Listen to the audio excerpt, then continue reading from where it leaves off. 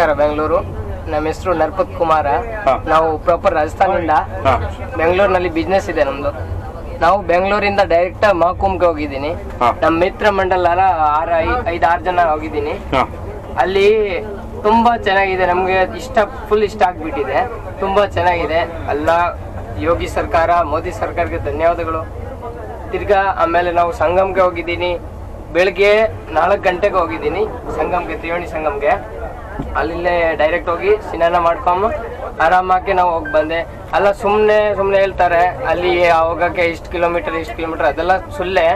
Proper 5-6 kilometre ಇದೆ. ನಾವು ನಡ್ಕೊಂಡು ಹೋಗಿದ್ದೇನೆ 5-6 ಕಿಲೋಮೀಟರ್. ಅಲ್ಲಿ ಸ್ನಾನ ಮಾಡ್ಕೊಂಡ್ಬಿಟ್ಟು ಆಮೇಲೆ ನಾವು ವಾಪಸ್ಸು ಅಲ್ಲಿ ಪ್ರಯಾಗರಾಜ್ ಡೈರೆಕ್ಟ್ ಅಯೋಧ್ಯೆ ರಾಮ ಮಂದಿರ ಹೋಗಿದ್ದೀನಿ. ನಮಗೆ ಪ್ರಾಪರ್ ತುಂಬ ಇಷ್ಟ ಆಯಿತು. ಆಮೇಲೆ ನಾವು ಒಂದೇ ಮೋದಿಜಿಯವರು, ಯೋಗಿಜಿಯವ್ರಿಗೆ ಧನ್ಯವಾದ. ನಮಸ್ಕಾರ ನಿಮ್ಮೆಲ್ಲರಿಗೆ. ನಮ್ಮದು ಚೆನ್ನಾಗಿದೆ ತುಂಬ. ನಾವು ಅಲ್ಲಿಂದ ಬೆಂಗಳೂರಿಂದ ಪ್ರಯಾಗರಾಜ್ಗೆ ಹೋಗಿದ್ದೀನಿ. ನಮ್ಮ ಹೆಸರು ಆ್ಯಕ್ಚುಲಿ ಮೋಹನ್ ಸಿಂಗ್. ನಾವು ರಾಜಸ್ಥಾನ್ ಬಾಡ್ಮೇರ್ ಬಾಲೋತ್ರದಿಂದ. ಸೊ ತುಂಬ ಚೆನ್ನಾಗಿದೆ. ಯೋಗಿಜಿಯವ್ರಿಗೆ, ಮೋದಿಜಿಯವ್ರಿಗೆ ನಾನು ತುಂಬ ಧನ್ಯವಾದ ಕೊಡಿಸ್ತೀನಿ. ಅವ್ರು ಒಳ್ಳೆಯದು, ತುಂಬ ಒಳ್ಳೆಯ ಅಂದರೆ ಫಸ್ಟ್ ಕ್ಲಾಸ್. ಅವರು ಎಲ್ಲ ಫೆಸಿಲಿಟಿ ಮಾಡಿದ್ದಾರೆ, ಮೇಂಟೆನೆನ್ಸ್ ಮಾಡಿದ್ದಾರೆ. ಸೊ ಏನು ತೊಂದರೆ ಇಲ್ಲ. ಜನ ಅವರು ಹೇಳ್ತಾರೆ, ಬಟ್ ಅದು ಎಕ್ಸಿಸ್ಟ್ ಮಾಡಬೇಕು. 144 ಇಯರ್ಸ್ ಇಂದ ತುಂಬ ಲಾಂಗ್ ಓವರಿಂದ ಅದು ಬಂದಿದೆ. ಸೊ ಹೋಗ್ಲೇಬೇಕು. ಫುಡ್ ಬಗ್ಗೆ ಇರಲಿ, ನೀವು ಏನಾದ್ರೂ ನಡ್ಕೊಂಡು ಯಾವುದು ಇರಲಿ, ಅಲ್ಲ ಏನು ತೊಂದರೆ ಇದೆ ಅಲ್ಲ ಸೈಡ್ ಮಾಡಿಬಿಟ್ಟು ಅಡ್ಜಸ್ಟ್ ಮಾಡ್ಕೊಂಡು ಹೋಗ್ಬೇಕು. ಒಳ್ಳೇದು, ಏನು ಇಫೆಕ್ಟ್ ಇಲ್ಲ, ಚೆನ್ನಾಗಿದೆ. ಎಲ್ಲ ಪೊಲೀಸ್ ಅವರು ತುಂಬ ಚೆನ್ನಾಗಿ ಸಪೋರ್ಟ್ ಕೊಟ್ಟರು. ನಮ್ಮೆಲ್ಲ ಅವರ ಯೂಟ್ಯೂಬರ್ ಅವರು ತುಂಬ ಚೆನ್ನಾಗಿ ಚೆನ್ನಾಗಿದೆ, ಏನು ತೊಂದರೆ ಇಲ್ಲ. ಸೊ ನೀವು ಹೋಗಿರಿ ಎಲ್ಲಾರು ಜನ, ಹೆಂಗೆ ಸೆಟ್ ಆಗುತ್ತೆ ಹಂಗೆ ನೀವು ಹೋಗಿರಿ, ನೋಡ್ಕೊಂಡು ಬನ್ನಿರಿ. ನಮಸ್ಕಾರ. 144 ವರ್ಷಕ್ಕೊಮ್ಮೆ ಬರುವಂಥ ಮಹಾಕುಂಭಮೇಳ ಬಗ್ಗೆ ನಿಮ್ಮ ಒಂದು ಎಕ್ಸ್ಪೀರಿಯನ್ಸ್ ಹೇಗಿತ್ತು ಸರ್? ನಾವು ಫ್ಯಾಮಿಲಿ ಜೊತೆ ಬೆಂಗಳೂರಿಂದ ನಾವು ಫ್ಯಾಮಿಲಿ ಜೊತೆ ಹೋಗಿದ್ದೀವಿ ಮಹಾಕುಂಭಗೆ. ಅಲ್ಲಿಂದ ಟ್ರೈನ್ ಮಾಡ್ಕೊಂಡು ಹೋಗಿದ್ವಿ. ಆಮೇಲೆ ಜಾಸ್ತಿ ಹೋಗ್ಬಿಟ್ಟು ಅಲ್ಲಿ ನಾವು ಕಾರ್ ಮಾಡಿಕೊಂಡು ಅಲ್ಲಿ ಹೋಗಿದ್ವಿ. ಮತ್ತು ನೀವು ಕಾರ್ ಮಾಡೋ ಇದಕ್ಕಿಂತ ನೀವು ಟ್ರೈನಲ್ಲಿ ಹೋಗ್ಬಿಡಿ, ಅದೇ ಬೆಸ್ಟು. ನೀವು ಡೈರೆಕ್ಟ್ ಪ್ರಯಾಗರಾಜ್, ಇಲ್ಲಾಂದರೆ ನೀವು ಇದು ಅಯೋಧ್ಯೆ ಇದೆ, ಕಾಶಿ ಇದೆ. ಯಾಕಡೆ ಅಂದರೆ ಮೂರು ಕಡೆ ನೀವು ಚೆನ್ನಾಗಿ ದರ್ಶನ ಮಾಡ್ಕೊಳ್ಳಿ. ತುಂಬ ಚೆನ್ನಾಗಿದೆ ದರ್ಶನ ಐತೆ ಅಲ್ಲಿ. ಕುಂಭಲ್ಲಿ ಅಂದರೆ 145 ಅಷ್ಟು ಇಯರ್ಲಿ ಬರ್ತಾರೆ ಅದು ಮಹಾಕುಂಭ. ಮತ್ತೆ ಒಂದ್ಸರಿ ನೀವು ದರ್ಶನ ಮಾಡ್ಕೊಂಡು ಬನ್ನಿ. ಒಳ್ಳೆ ದರ್ಶನ ಅಲ್ಲಿ ಐತೆ. ಒಂದೊಂದು ಸ್ನಾನ ಮಾಡ್ಕೊಂಡು ಆ ಥರ ನೀವು ಎಂತಿದ್ರಲ್ಲ UP ಬಿಹಾರ್ ಅದು ಆ ಥರ ಗೌರ್ಮೆಂಟ್ ಅದೇನು ಅವ್ರಿಗೇನು ತಪ್ಪಿಲ್ಲ ಸರ್. ನಾವೇ ಮಾಡಿರೋ, ನಾವೇ ಅಲ್ಲಿ ಸರಿಯಾಗಿ ಅವ್ರು ಫಾಲೋ ಅಪ್ ಮಾಡಿಲ್ಲ ಅಂದರೆ ನಾವು ಕಷ್ಟ ಆಗುತ್ತೆ. ಇಲ್ಲ ನೀವು ನೀಟಾಗಿ ಹೋಗಿ ಅಲ್ಲಿ ನೀಟಾಗಿ ದರ್ಶನ ಮಾಡಿ, ಅಲ್ಲಿ ಜಾಗ ಬೇಜಾನಿದೆ, ಜಾಗ ನೋಡ್ಕೊಂಡು ನೀರಿ ಆಮೇಲೆ ಆರಾಮಾಗಿ ದರ್ಶನ ಮಾಡ್ಕೊಂಡು ಫಸ್ಟ್ ಪ್ರಯಾಗರಾಜ್ ಹೋಗ್ಬಿಡಿ. ಆಮೇಲೆ ನೀವು ಕಾಶಿ ಬೇಕಂದ್ರೆ ಕಾಶಿ ಹೋಗ್ಬಿಟ್ಟು ಬಂದ್ಬಿಡಿ. ಆಮೇಲೆ ಅಲ್ಲಿ ಅಯೋಧ್ಯೆ ಐತೆ, ಅಯೋಧ್ಯೆ ದರ್ಶನ ಮಾಡ್ಕೊಂಡು ಬೇಜಾನ್ ಜಾಗದಲ್ಲಿ ಅಲ್ಲಿ ದರ್ಶನ ಐತೆ, ಅಲ್ಲಿ ಮಾಡ್ಕೊಂಡು ಬರ್ಬೋದು. ಬಂದವರೇ, ಎಲ್ಲರೂ ಅಭಿಪ್ರಾಯ ಒಂಥರ ಆದರೆ ನಮ್ಮ ತುಂಡೈಕ್ಳುಗಳ ಒಂದು ಅಭಿಪ್ರಾಯನೇ ಬೇರೆ ಇರುತ್ತೆ. ಸೊ ಅವರ ಒಂದು ಅಭಿಪ್ರಾಯ ತಿಳ್ಕೊಳ್ಳೋಣ ಬನ್ನಿ. ಅಣ್ಣ, ಹೇಗಿತ್ತು ಕುಂಭಮೇಳದ ಎಕ್ಸ್ಪೀರಿಯನ್ಸ್? ಮೊದಲನೇದಾಗಿ UP ಸರ್ಕಾರದ ಯೋಗಿ ಆದಿತ್ಯನಾಥ್ ಅವರಿಗೆ ನಮಸ್ಕಾರ. ಏಕೆಂದರೆ ಈ ಕಾರ್ಯ ಯಶಸ್ವಿಯಾಗಲು ಅವರು ಮತ್ತು ನಮ್ಮ ಪ್ರಧಾನಮಂತ್ರಿಗಳಾದ ನರೇಂದ್ರ ಮೋದಿ ಅವರದೇ ದೊಡ್ಡ ಕೈ. ಎಲ್ಲ ಅಚ್ಚುಕಟ್ಟಾಗಿ ಎಲ್ಲ ಚೆನ್ನಾಗಿ ಮಾಡಿದ್ದಾರೆ.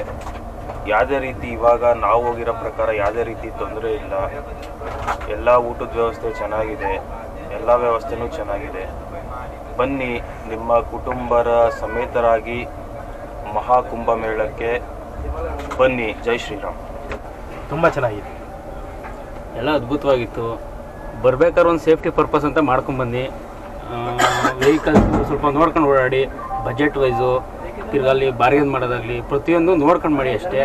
ಅದು ಬಿಟ್ಟರೆ ಸೇಫ್ಟಿ ವೈಸು ಮತ್ತು ಎಲ್ಲ ಸೂಪರಾಗಿದೆ, ಚೆನ್ನಾಗಿದೆ. ಬಂದು ಒಂದು ತ್ರಿವೇಣಿ ಸಂಗಮದಲ್ಲಿ ನಿಂದು ಇದ್ದೋಗಿ. ಹೇಗಿದೆ ಬ್ರೋ ನಿಮ್ಮ ಎಕ್ಸ್ಪೀರಿಯನ್ಸ್? ಎಲ್ಲರೂ ಈ ಥರ